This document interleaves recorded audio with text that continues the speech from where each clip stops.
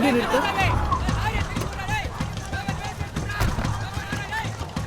ஏப்பா என்னாச்சு? நேரம் இந்த கேடு வந்துட்டேன் சார். மண்டை போடுச்சு.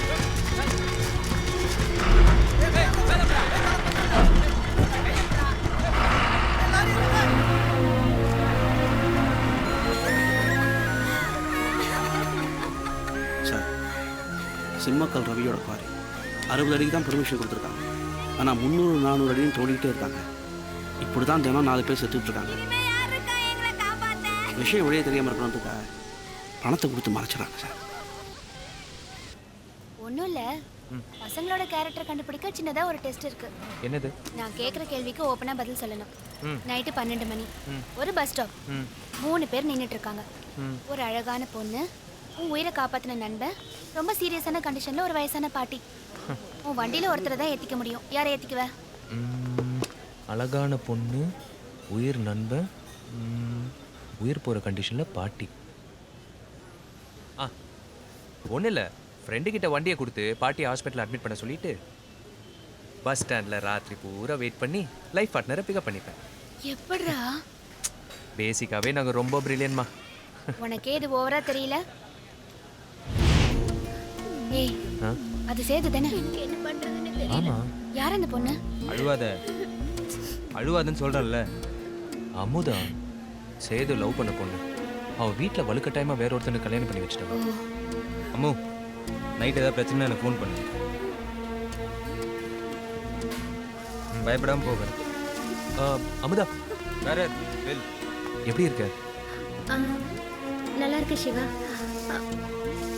சரி, நான் வரேன். டேய், என்னடா பிரச்சனை? பரணி, எனக்கு பக்கத்து வீடுதான். அவங்க அம்மா படுத்த படுக்கையா இருந்ததால அவங்களுக்கு இன்ஜெக்ஷன் போட அடிக்கடி அவங்க வீட்டுக்கு போவேன். பயப்பட வேண்டாமா, சரியாயிடும். அப்பெல்லாம் அவன் என்ன விரும்பியிருக்கான்னு எனக்கு தெரியாது. அதுக்குள்ளே என் கல்யாணமும் நடந்துருச்சு. அந்த நேரத்துல அவன் அம்மாவுக்கு உடம்புக்கு ரொம்ப முடியாம போய் இறந்துட்டாங்க. அவங்க அம்மா இறந்ததுக்கு அப்புறம் ஒரு நாள் என்ன தேடி நான் வேலை செய்யற ஹாஸ்பிட்டலுக்கு வந்தான்.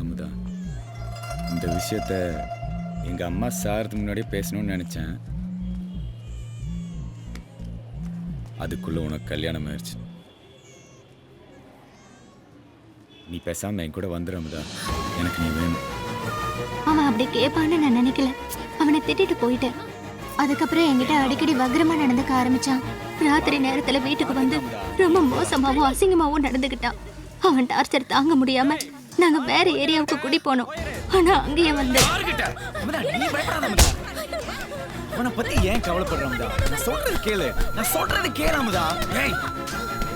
ஒண்ணு நீ இந்த வீட்டை விட்டு வரணும், இல்ல நான் இந்த வீட்டுக்குள்ள வந்துருவேன். உனக்கு இன்னும் 3 நாள் தான் டைம். அதுக்குள்ள முடிவு பண்ணிக்க. எனக்கு இப்ப என்ன பண்றதுன்னு தெரியல. அப்படி ஒரு சம்பவம் மட்டும் நடந்துச்சுன்னா நான் செத்துருவேன். அவனெல்லாம் கையை காலை உடச்சு முடமாக்கினாதான்டா அர்த்தம். வலி என்னன்னு அவனுக்கு தெரியும். டேய், முட்டாள்தனமா பேசாதடா, காலி பண்ணிடுவாங்க. டேய், மத்தவங்க சாவடிக்கிறது தான்டா அவன் தொழிலே. இதெல்லாம் நம்மளுக்கு வேணாம். டேய், லூஸ் மாதிரி பேசிக்கிட்டு. அமுதா நான் கல்யாணம் பண்ணி இந்த மாதிரி ஒரு பிரச்சனைனா அவளை விட்டு போயிருப்பேனடா. பேசிக்கிட்டு 7 வருஷமா லவ் பண்ண செத்துருவேன்றாடா. சாவறத வேடிக்கை பார்க்க சொல்றியா? உன்னை வேற அவனுக்கு தெரியுங்கிற. அவன் அடிச்சா இந்த மேட்டர் அதோட மட்டும் முடியாதுடா. கண்டிப்பா சிம்மக்கல் ரவி உன்னை தேடி வருவான். புரிஞ்சுக்கடா. அடிச்சது யாருன்னு தெரிஞ்சாதானே வருவான். பாருங்க தம்பி, தொழில்னா அப்படி இப்படி இருக்கத்தான் செய்யும். இந்த விஷயத்தெல்லாம் பெருசுப்படுத்தாதீங்க, போங்க. நந்தோ சொல்லுங்கண்ணே. இதுக்கு முன்னாடி நீங்க ஏதாவது சொல்லி நான் மறுத்திருக்கேனா? டெண்டர் விஷயம்லாம் கூட நீங்க யாரை காமிக்கிறீங்களோ அவங்களுக்கு தான் கொடுத்துருக்கேன். ப்ளீஸ்ண்ணே, தினமும் 4 பேர் செத்துட்டு இருக்காங்கண்ணே. தயவு செய்து இந்த விஷயத்துல மட்டும் என்ன கம்பல் பண்ணாதீங்க. தம்பி, நமக்கு 150 பஸ் ஓடிக்கிட்டு இருக்கு. அதுல கூட தான் ஆக்சிடென்ட் தினமும் 4 பேர் செத்துக்கிட்டு இருக்காங்க. என்ன பண்ண முடியும்? இதுக்காக வண்டியை ஓட்டாமையா இருக்க முடியும்? ரூல்ஸ் இருக்கத்தான் செய்யும். அது புரியுதுண்ணே, ப்ளீஸ். இவன் ஒருத்தன். டேய் அண்ணா, தம்பிக்காக வேணா செத்தவங்க குடும்பத்துக்கு 2 லட்சம் ரூபாய் சேர்த்து கொடுக்க சொல்லு. சரிங்கண்ணா. என்னண்ணே, நான் உசுரை பத்தி பேசிட்டு இருக்கேன், நீங்க பணத்தை பத்தி பேசிட்டு இருக்கீங்க. செத்தவங்க குடும்பத்தை பத்தி யோசிச்சு பாருங்க. அவங்க பொண்டாட்டி பிள்ளைங்களா? எனக்கும் ஒரு குடும்பம் இருக்குண்ணே. அவங்க சாவுல என்ன சாப்பிட சொல்றீங்களா? இந்த பாருங்க, மேற்கொண்டு கம்ப்ளைண்ட் பண்ணாம விட்டுறேன். தயவு செய்து உங்க கல்குவாரி எல்லாம் மூடுங்க. ஏய் வேண்டாண்ணே ஆபீசர் ஏதாவது பிரச்சனையா இருந்தா வெளிய போ சொல்லறா. போ சொல்ல. அவர்தான் சொல்றாருல்ல, நீங்க கூட கூட பேசிட்டு வாங்க. வாங்க வாங்க வாங்க வாங்க வெளில வாங்க சார். போங்க போங்க சார்.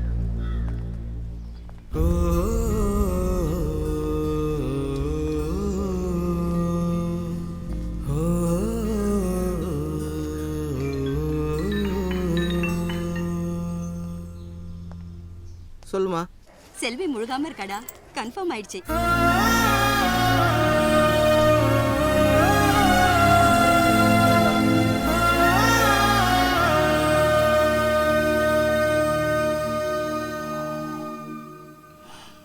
வீட்டுக்கு புதுசா ஒரு உசுறு வருதுன்னு சந்தோஷப்படுறதா,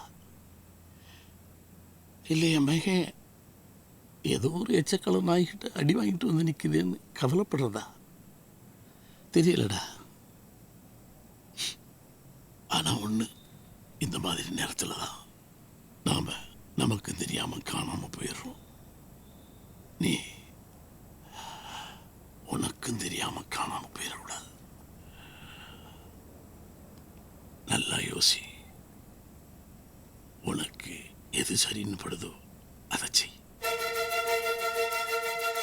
மதுரை மாவட்டம் மேலூர் அருகே செயல்பட்டு வரும் MK கிரானைட் நிறுவனம் அரசு விதிமுறைகளை மீறி கிரானைட் கற்களை வெட்டி எடுப்பதாக கனிமம் மற்றும் சுரங்கத்துறை அதிகாரி திரு நாகராஜ் அளித்த தகவலின் பேரில் அந்நிறுவனம் இன்று மாலை சீல் வைக்கப்பட்டது. இதுகுறித்து திரு நாகராஜ் மேலும் கூறுகையில், அரசின் விதிமுறைகளை மீறி வெட்டப்படும் குழிகளில் பல கூலி தொழிலாளர்கள் விழுந்து உயிரிழக்கும் அவலமும் ஏற்படுவதாக தெரிவித்தார். ஆபீசர் நாளைக்கே சாகணும்டா.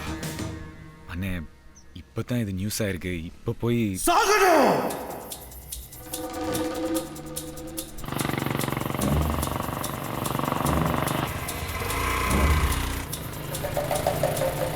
ஏய், வேலை பாருங்க.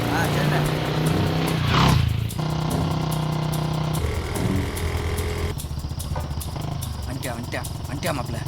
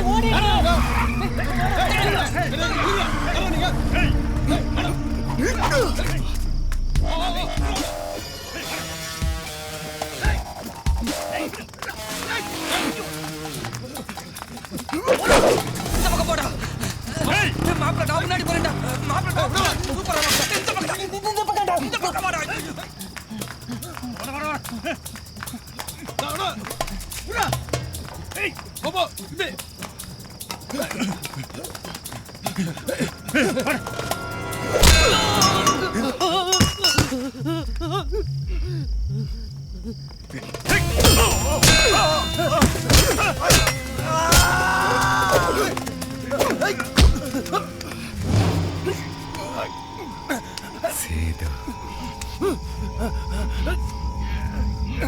சேது, அண்ணா போண்ணா, அமுதம் எனக்கு தான்டா.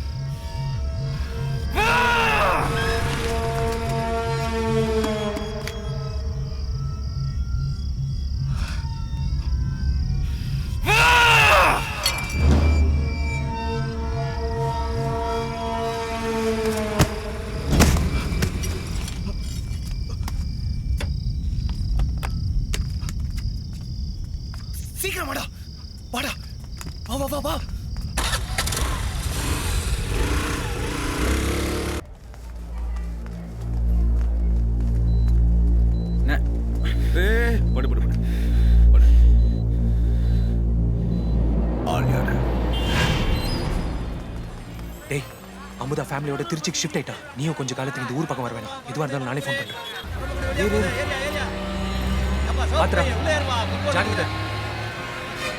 ஓகேடா.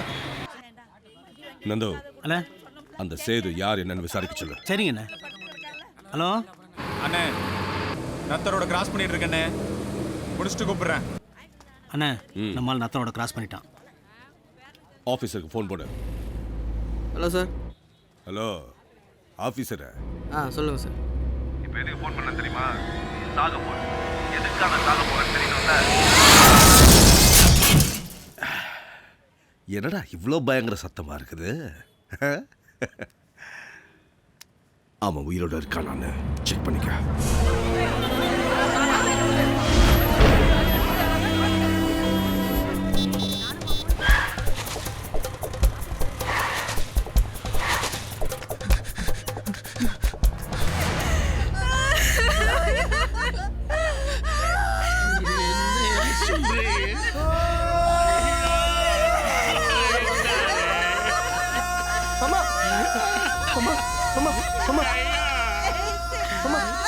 என்னாச்சுப்பா?